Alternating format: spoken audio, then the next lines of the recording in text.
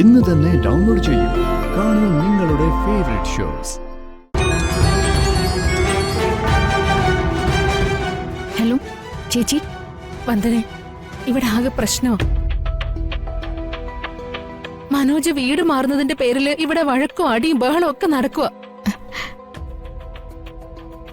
എന്താ ചേച്ചി പ്രശ്നം?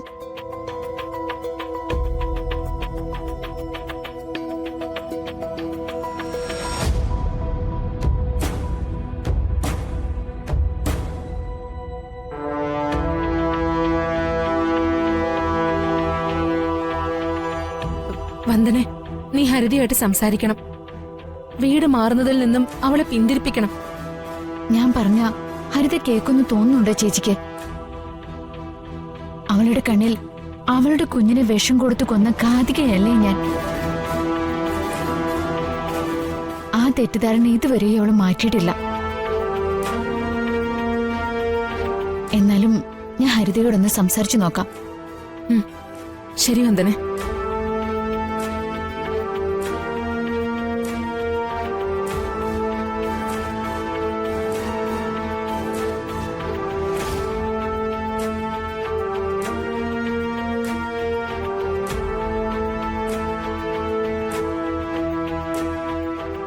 സുചിത്രേച്ചിയെ വിളിച്ചത്. മനോജും ഹരിതയും വീട് മാറുന്ന പ്രശ്നത്തെ ചൊല്ലി വീട്ടിലും വഴക്ക് നടക്കുക.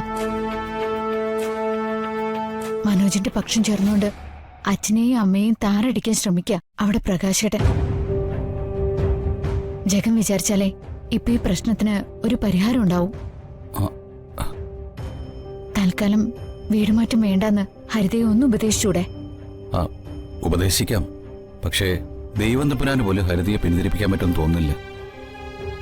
അച്ഛന്റെ നിലപാടും ഹരിതയ്ക്ക് അനുകൂലമാണല്ലോ. എന്തായാലും വന്ദന പറഞ്ഞ സ്ഥിതിക്ക് ഞാൻ ഹരിതയോടൊന്ന് സംസാരിച്ചു നോക്കാം. സംസാരിച്ചു നോക്കാന്നല്ല, ജഗൻ ഹരിതയെ പറഞ്ഞ് പിന്തിരിപ്പിക്കണം. വാ.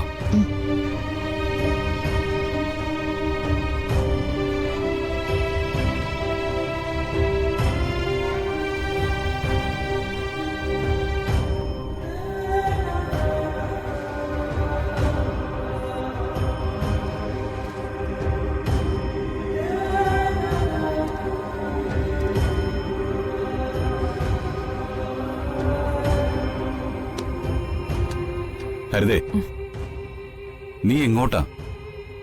എനിക്ക് നിന്നോടൊരു കാര്യം സംസാരിക്കാനുണ്ട്. സംസാരിക്കാനുള്ളത് എന്തിനെ കുറിച്ചാണെന്ന് എനിക്കറിയാം. കേൾക്കാൻ താല്പര്യമില്ലാത്തതുകൊണ്ടാ പോവാന്ന് വിചാരിച്ചത്. മനോജിനെ കുട്ടി പുതിയ വീട്ടിലേക്ക് പോകുന്ന പ്ലാൻ ഉടനെ വേണ്ട. ഹോ, ഭാര്യയുടെ ഉപദേശമായിരിക്കും ചേട്ടൻ എന്റെ മുമ്പിൽ നിന്ന് വിളമ്പെന്ന്.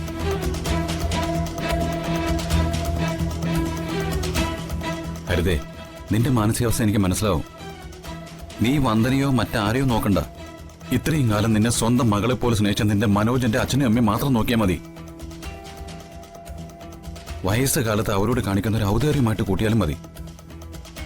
നമ്മളെപ്പോലെ വിശാലമായ കാഴ്ചപ്പാടുള്ളവരല്ല അവര്. വീട് മാറ്റവും മക്കളെ കാണാതുള്ള ജീവിതമൊക്കെ അവരെ സംബന്ധിച്ചിടത്തോളം വലിയ കാര്യങ്ങളാ. അതവർക്ക് സഹിക്കാൻ കഴിയില്ല മോളെ. ഞാനൊന്ന് ചോദിച്ചോട്ടെ, ജീവിക്കാനുള്ള എല്ലാ വഴിയും മുട്ടിയപ്പോഴേ ഭാര്യയും കൊണ്ട് വാടക വീട്ടിൽ താമസിക്കാൻ തയ്യാറായ ആളാ ഏട്ടൻ എന്ന കാര്യം മറക്കണ്ട. മാനത്തെ കൊട്ടാരം